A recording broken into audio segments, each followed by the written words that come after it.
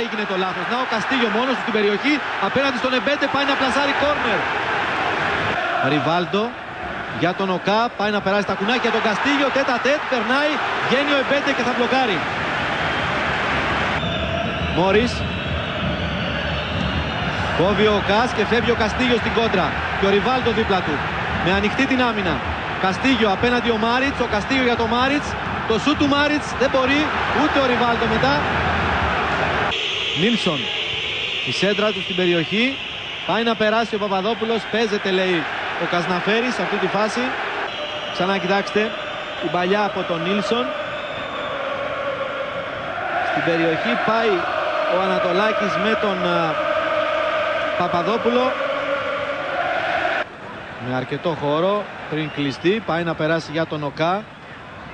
Κάνει το γυριστό. Ο Καστίγιο στην περιοχή πάει να πλασάρει τον Εμπέντε. Πάει να περάσει και βρίσκει τον Νίλσον δεξιά που θα κάνει καλά τη σέντρα. Έρχεται απ' την άλλη ο Ιβάνσιτς και εκπληκτική επέμβαση του Νικοπολίδη που κρατάει το 0 για τον Ολυμπιακό.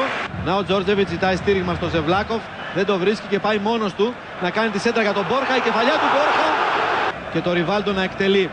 Ψηλά από κοντά ο Στολτίδης δεν μπορεί. Ξανά ο Στολτίδης πάλι δεν μπορεί. Όπω τι έγινε. Κόβει ο Κούμας και ψάχνει να βρει το Σαλπικίδη μπροστά. Με τον Ανατολάκη σε καλύτερη θέση να ελέγχει τη φάση και την μπάλα.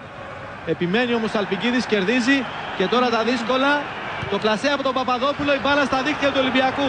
0-1 για τον Παναθηναϊκό και το γλέντι στον πάγκο των Πρασίνων. Σε αυτή την απροσεξία και απέναντι του Ανατολάκη γυρίζει ο Σαλπικίδης έξυπνα στον Παπαδόπουλο και αυτός δεν έχει πρόβλημα απέναντι στον Νικοπολίδη να τον νικήσει και να στείλει την μπάλα στα δίχτυα. Es una victoria buscada. Είναι μια νίκη την οποία κυνηγήσαμε, ψάξαμε. Trabajada ante un gran rival. Για την οποία δουλέψαμε απέναντι σε έναν μεγάλο αντίπαλο. Con esa porción de suerte necesaria para definitivamente ganar. Με το ποσοστό τύχης που χρειάζεσαι για να μπορείς τελικά να είσαι ο νικητής. Δεν νομίζω ότι η ομάδα έδειξε και στα 90-92 λεπτά πόσο κράτησε το μάτσο ο διαιτητής.